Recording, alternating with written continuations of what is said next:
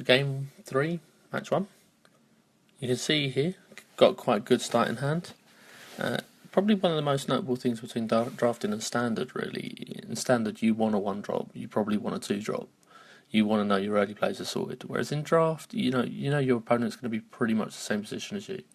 So, although having 3 drops in hand and 3 lands, I'm fairly comfortable to keep this hand, knowing that it's unlikely my opponent's going into any real crazy combo pieces. So, he goes into his second turn. Looks like mono black for now. Not the worst thing in the world to be facing. Another 3 drop again. A lot of options here.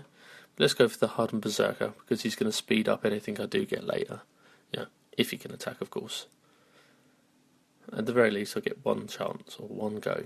A nice cheaper version of the spell. So he's got a 3 drop, and it's a morph.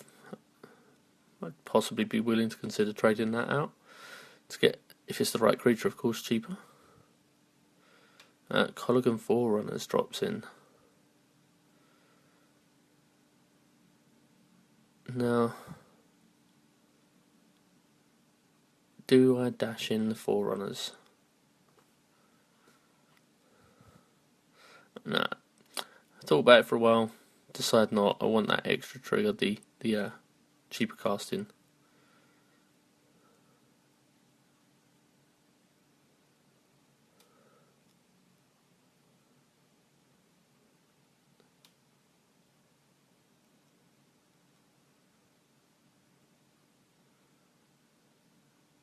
Does he block? It'd probably be silly not to block, to be honest. Every turn making my spells cheaper to cast.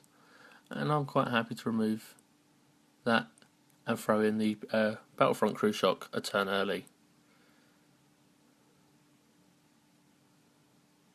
Now not only does he need to play a creature, he needs to bring in 1/1.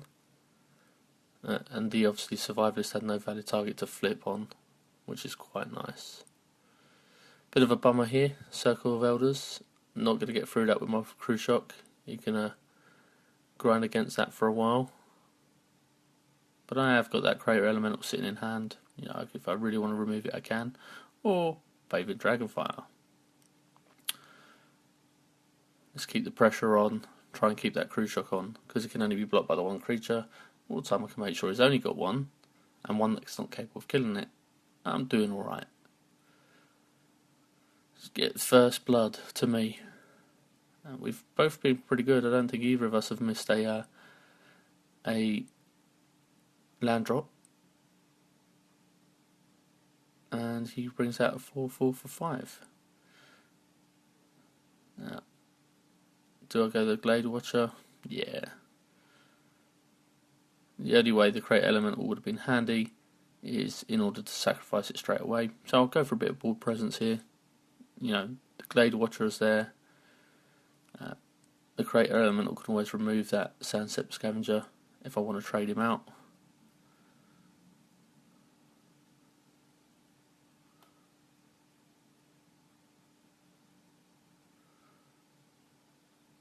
Very aware that he's got the cards over me at this point. 4 in hand to 2 in hand. But that's going to happen in draft. You're going to run through your hand. It's hard, especially in the format at the moment, to get a reliable draw effect.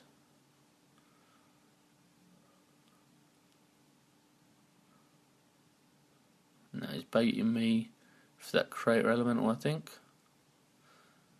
So I shall neglect the block. I don't want to lose that Crater Elemental when I can't sack it in response. And in comes the guide. What we got for counter? Yep, make a 2/2. Why not? And there's our Dragon Tempest.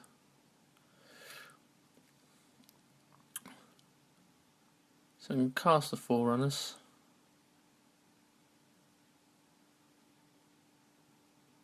It'll come in, it'll be a 4/3.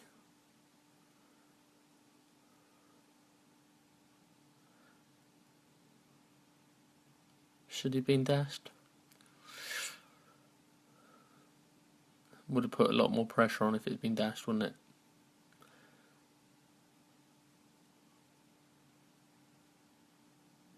But I hold open the mana for Dragon Tempest. Might as well play it now.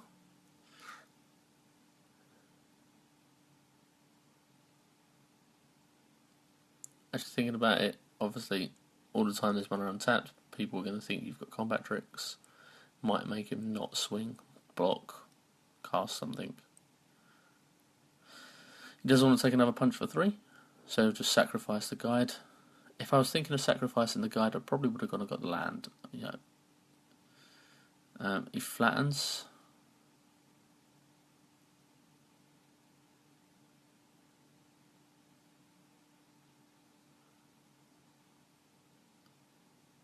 And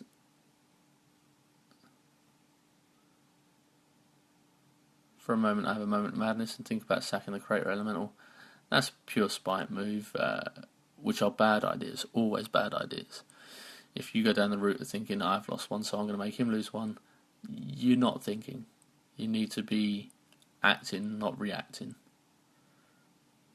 Certainly not from frustration.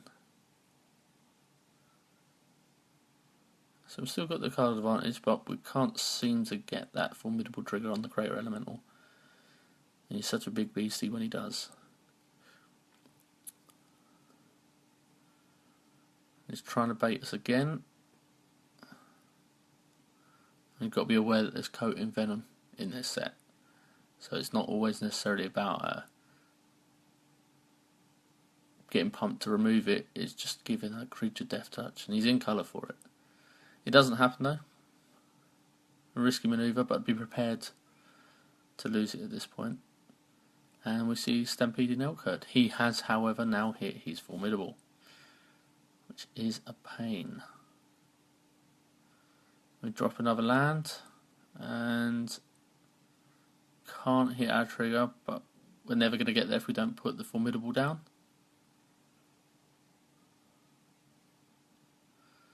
Can give us some 8 power now.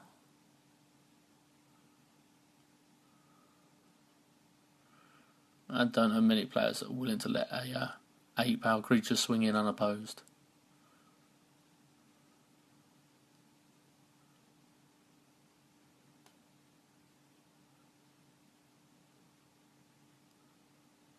It's got to be a double block to remove it. Or some crazy shenanigans. What is that one card in hand?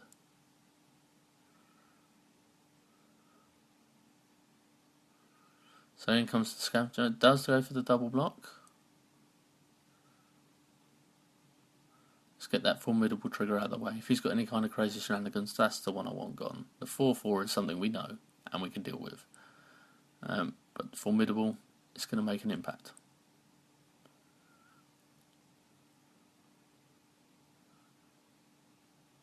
Got a nice board presence now.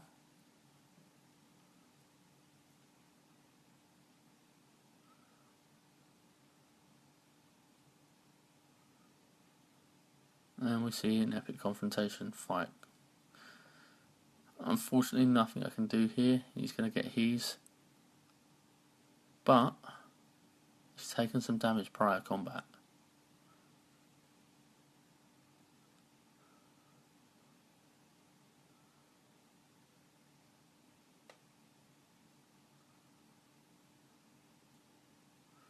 Still, he's going to revert back down after epic confrontation wears off, and I'll be back to being able to block him with my Glade Watcher.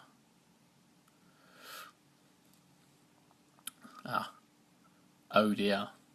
Dramoka's Gift. Again, draft really does open up these real big punchy high costing instants. That's one that's not going to see play in standard constructed ever. I can't see anywhere where you'd want that. But wow, that's just removed it from a lot of removal. Certainly in my colours. Even Roast isn't going to touch that bad boy now. But we get a couple of chump blockers. We've got our Formidable, which I did forget at this point. Could have swung in with 2. However, very much so on the back foot. If he's got removal for tokens, I'm done for.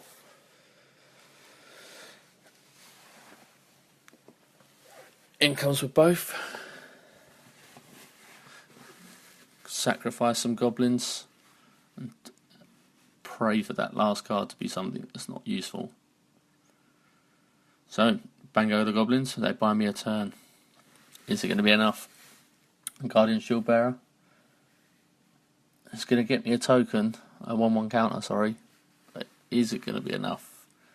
I'm just going to be hemorrhaging 2 creatures a turn now. I don't quite have the mana to play it and flip it on the same turn, which is a shame. That could get me something. Perhaps he doesn't swing in this turn, leaves me the mana open. We'll make mistakes, he could do it. Kind of know it's not going to happen, so I'll go in with the Glade Watcher. Get some damage on him. Throw the Morph. Oh, that's a mistake right there, isn't it? We'll have him. Pressure was on.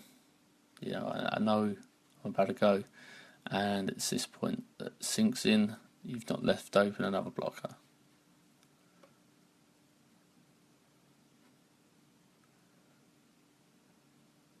And there we go. Game 1 to him.